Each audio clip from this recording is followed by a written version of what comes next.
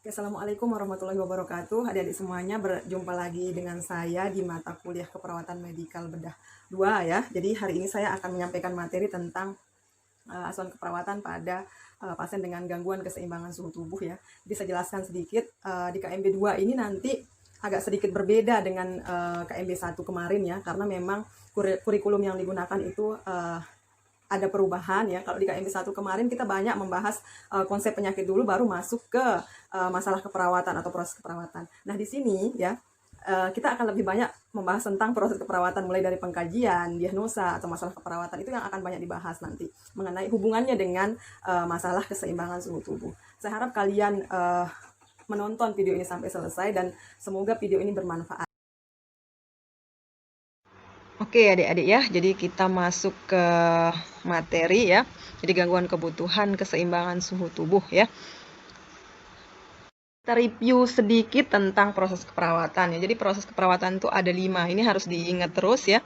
Jadi pertama adalah pengkajian, kemudian nanti ada diagnosa atau masalah keperawatan, kemudian ada intervensi, kemudian ada implementasi dan ada evaluasi. Nah, gangguan kebutuhan keseimbangan suhu tubuh ya, atau gangguan suhu tubuh ini masuk ke masalah keperawatan nanti ya. Mulai dari proses keperawatan yang pertama, yaitu pengkajian. Di pengkajian itu nanti ada beberapa hal yang akan kita lakukan. Yang pertama adalah anamnesis, kemudian ada pengkajian fisik, ada pemeriksaan penunjang ya. Yang anamnesis dulu yang pertama. Anamnesis yang kita lakukan yang pertama adalah kita harus mengkaji biodata pasien. Penting mengkaji biodata pasien ini adik-adik semua, karena nanti hubungannya dengan nama, umur, jangan sampai kita salah pasien ya. Ingat yang pasien safety ya, jadi harus benar orang ya, itu mengidentifikasi pasien harus benar. Jadi penting biodatanya. Kemudian di sini juga kita akan melihat usia juga. Penting melihat usia pada gangguan kebutuhan keseimbangan suhu tubuh ini, karena pada anak-anak dan lansia itu resiko dia untuk mengalami gangguan keseimbangan suhu tubuh ini tinggi ya. Kalau pada bayi misalnya ya, karena dia belum sempurna proses pengaturan suhu tubuhnya. Kalau pada lansia ya, ada sudah penurunan sistem tubuh ya, jadi resiko untuk mengalami gangguan keseimbangan suhu tubuh itu tinggi. Kemudian pekerjaan juga harus dikaji. Nanti hubungannya dengan etiologi terjadinya masalah keseimbangan suhu tubuh. Misalnya orang yang bekerja yang dia terpapar panas, resikonya untuk mengalami hipertermi itu tinggi. Atau misalnya pada ruangan yang dingin ya, risiko dia untuk mengalami hipotermi itu juga akan tinggi. Kemudian yang kedua, keluhan utama. Nah, ini penting ya. Jadi kita kaji keluhan utama yang dirasakan oleh pasien. Apa sih yang dirasakan kalau orang dengan gangguan kebutuhan keseimbangan suhu tubuh? Apakah dia merasa kepanasan atau kedinginan ya? Kemudian kalau dia kepanasan atau kedinginan, durasinya berapa lama? Suhu tubuhnya berapa ya? Terus disertai dengan sakit kepala enggak? Disertai dengan insomnia enggak? Ya, disertai dengan adanya ruam enggak di badannya? Ya, ada secret enggak yang keluar dari misalnya dari mulutnya gitu ya? Nanti hubungannya dengan adanya proses infeksi di situ. Itu harus kita kaji semua.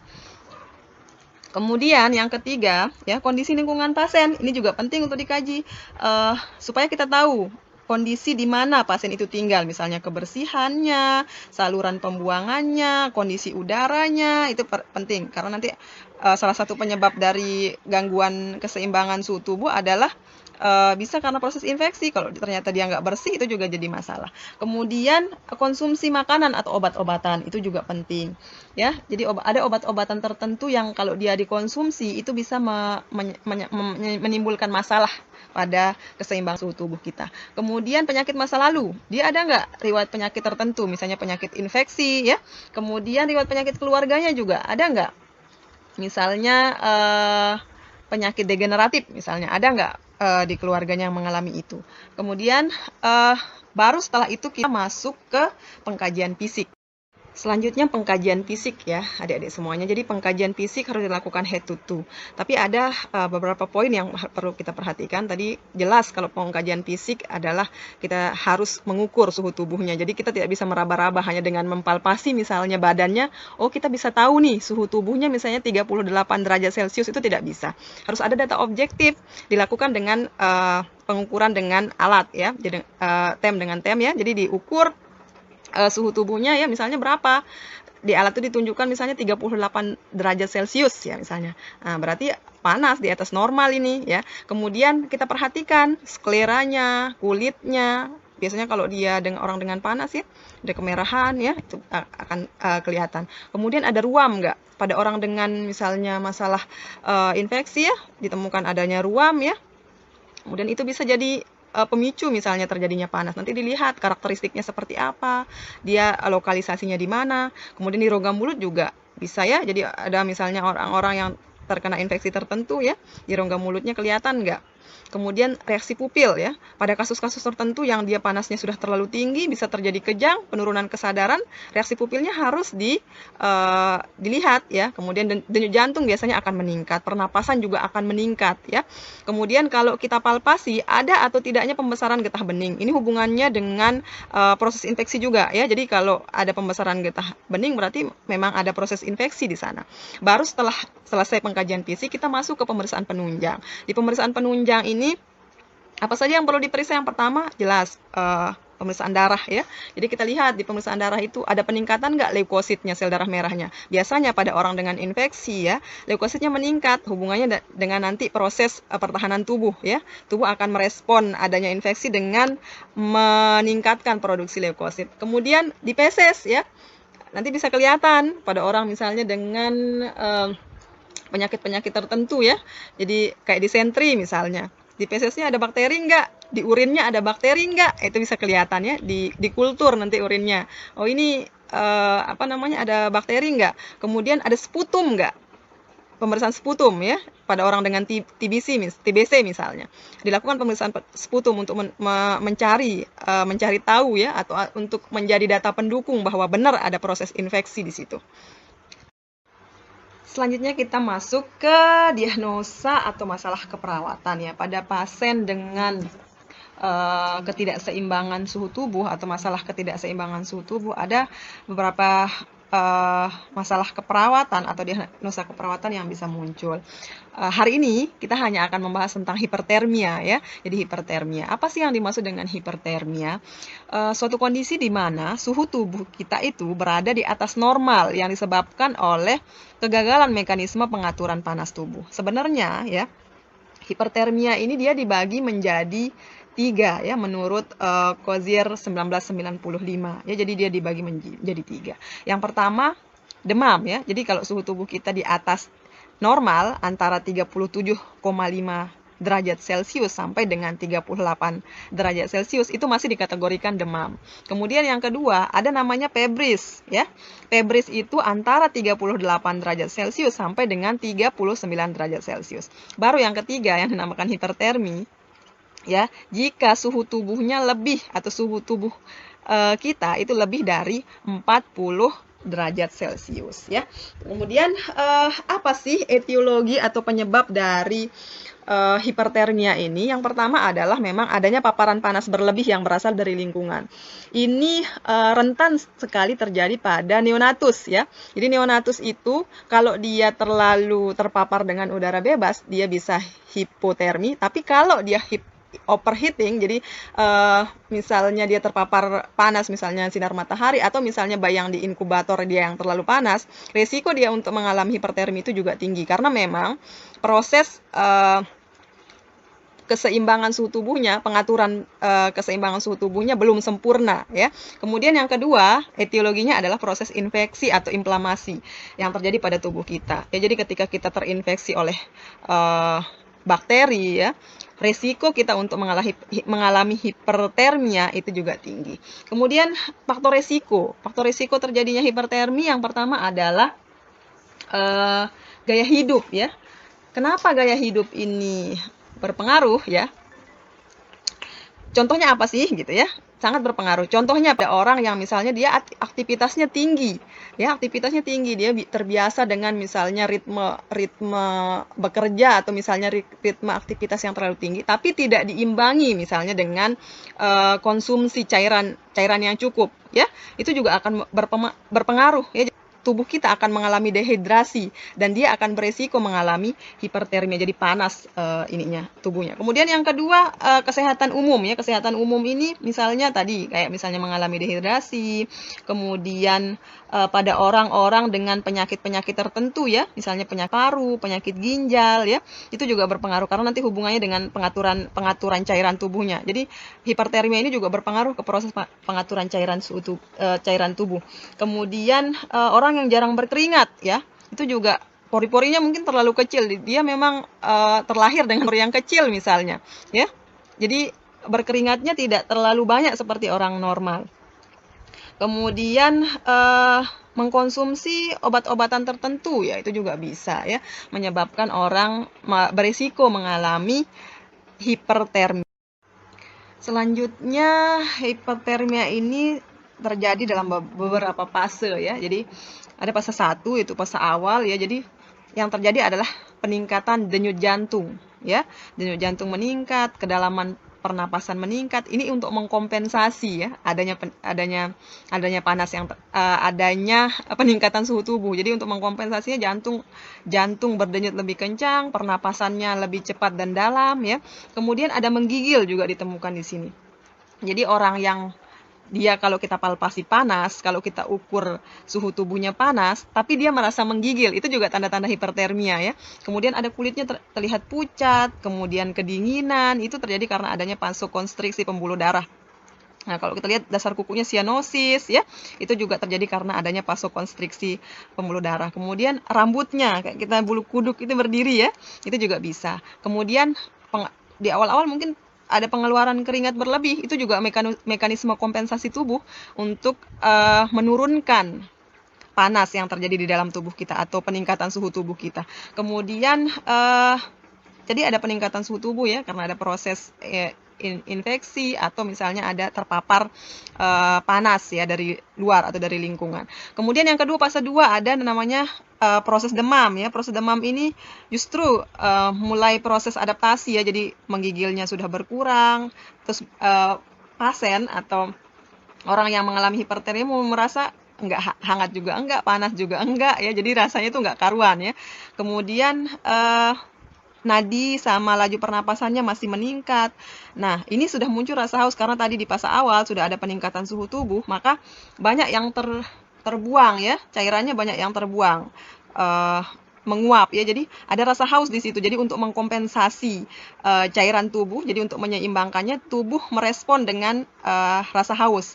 Kemudian bisa terjadi dehidrasi kalau dia tidak terpenuhi ya asupan cairannya. Kemudian pada kasus-kasus tertentu yang dia tidak mendapat penanganan secara cepat, itu bisa terjadi penurunan kesadaran, bahkan kejang ya. Pada anak-anak ini berisiko sekali.